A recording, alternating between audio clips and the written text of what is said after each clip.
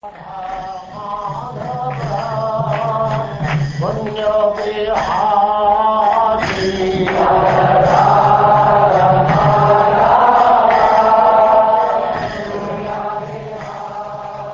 now Chapter 2, Remembrance of Lord Krishna.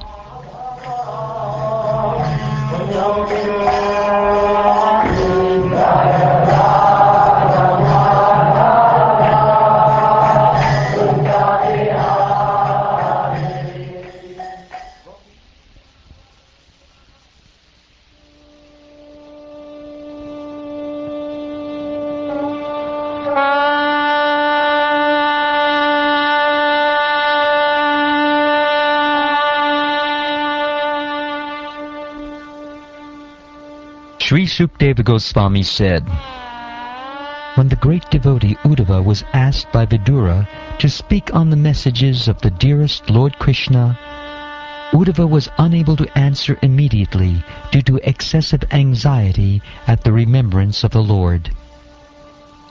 He was one who even in his childhood, at the age of 5 years, was so absorbed in the service of Lord Krishna that when he was called by his mother for morning breakfast, he did not wish to have it.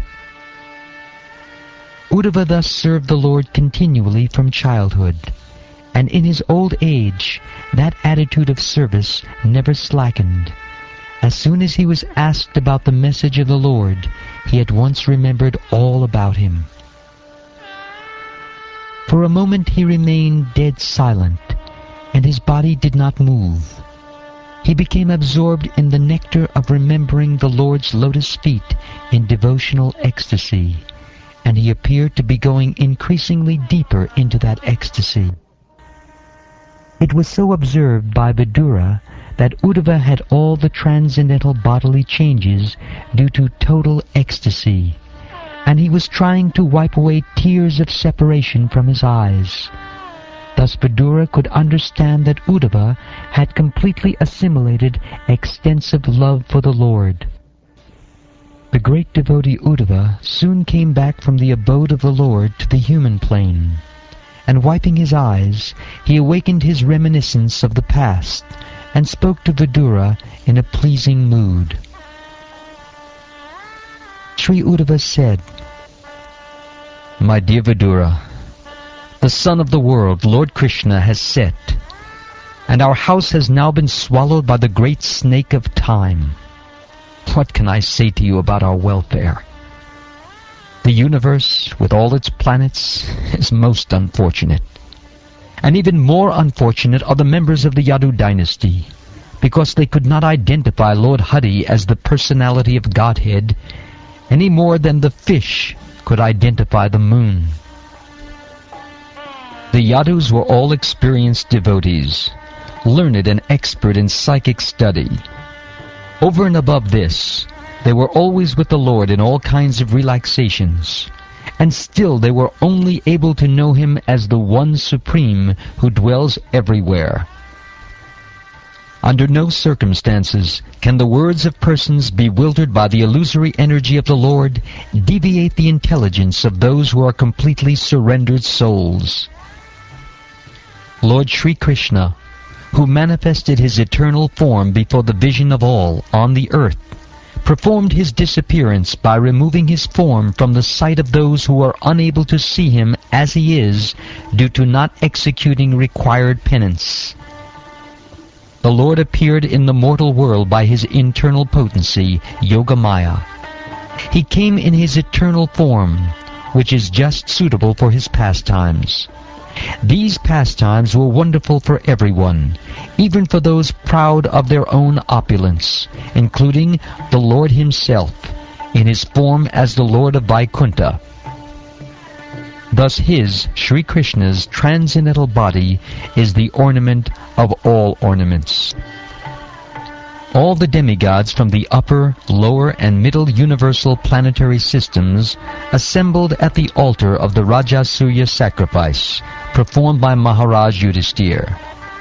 After seeing the beautiful bodily features of Lord Krishna, they all contemplated that he was the ultimate dexterous creation of Brahma, the creator of human beings.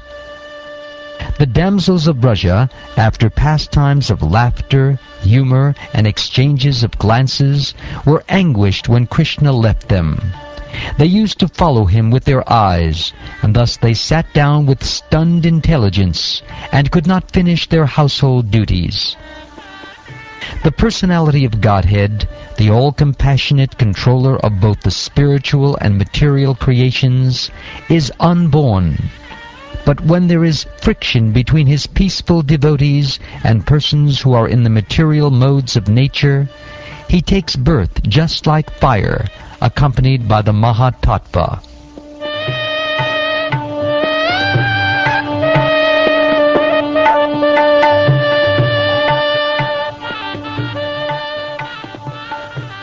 When I think of Lord Krishna, how he was born in the prison house of Vasudeva, although he is unborn, how he went away from his father's protection to Vraja and lived there incognito out of fear of the enemy, and how, although unlimitedly powerful, he fled from Mathura in fear, all these bewildering incidents give me distress. Lord Krishna begged pardon from his parents for their, Krishna's and Balaram's, inability to serve their feet due to being away from home because of great fear of Kamsa. He said, "O mother, O father, please excuse us for this inability." All this behavior of the Lord gives me pain at heart. Who, after smelling the dust of his lotus feet even once, could ever forget it? Simply by expanding the leaves of his eyebrows, Krishna has given the death blow to those who were burdening the earth. You have personally seen how the king of Chedi, Shishupal, achieved success in yoga practice, although he hated Lord Krishna. Even the actual yogis aspire after such success with great interest by performance of their various practices. Who can tolerate separation from him? Certainly others who were fighters on the battlefield of Kurukshetra were purified by the onslaught of Arjun's arrows, and while seeing the lotus-like face of Krishna so pleasing to the eyes, they achieved the abode of the Lord. Lord Sri Krishna is the Lord of all kinds of threes. He is independently supreme by achievement of all kinds of fortune. He is worshipped by the eternal maintainers of the creation, who offer him the paraphernalia of worship by touching their millions of helmets to his feet. Therefore, O Vidura, does it not pain us, his servitors, when we remember that he, Lord Krishna, used to stand before King Ugrasena, who was sitting on the royal throne, and used to submit explanations before him, saying, "O my Lord, please let it be known to you." Alas, how shall I take shelter of one more merciful than he, who granted the position of mother to a she-demon, Putana, although she was unfaithful, and she prepared deadly poison to be sucked from her breast? I consider the demons, who are inimical toward the Lord, to be more than the devotees, because, while fighting with the Lord, absorbed in thoughts of enmity, they were able to see the Lord carried on the shoulder of Garuda, the son of Tarkshya, and carrying the wheel weapon in his hand.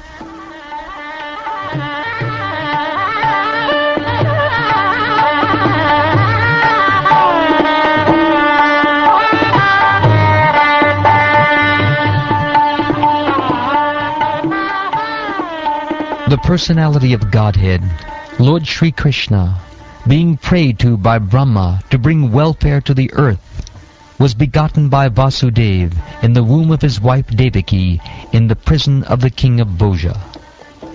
Thereafter his father, being afraid of Kamsa, brought him to the cow pastures of Maharaj Nanda, and there he lived for 11 years like a covered flame with his elder brother Baladev. In his childhood, the Almighty Lord was surrounded by cowherd boys and calves, and thus he traveled on the shore of the Yamuna River, through gardens densely covered with trees, and filled with vibrations of chirping birds. While the Lord displayed his activities just suitable for childhood, he was visible only to the residents of Vrindavan. Sometimes he would cry, and sometimes laugh, just like a child, and while doing so, he would appear like a lion cub.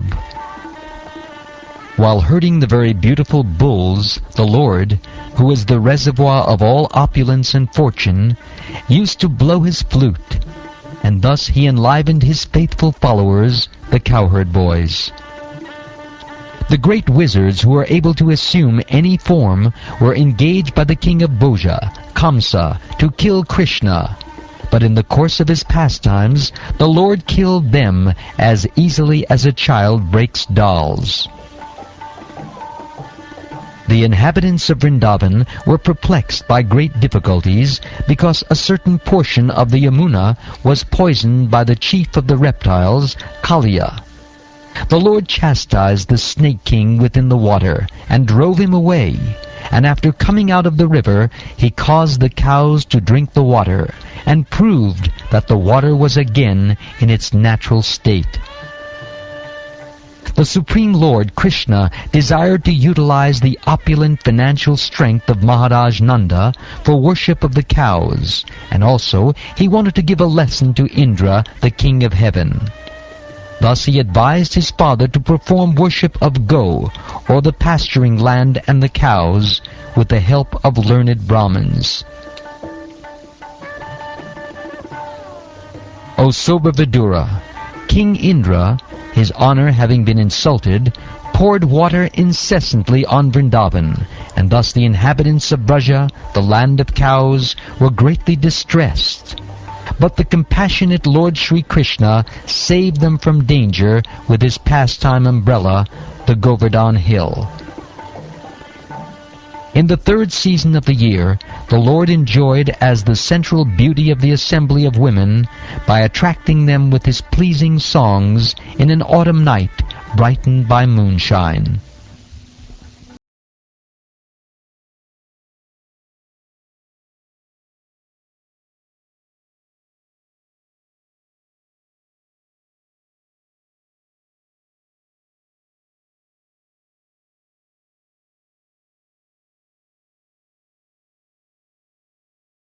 Second chapter of the third canto of the Srimad Bhagavatam, entitled Remembrance of Lord Krishna.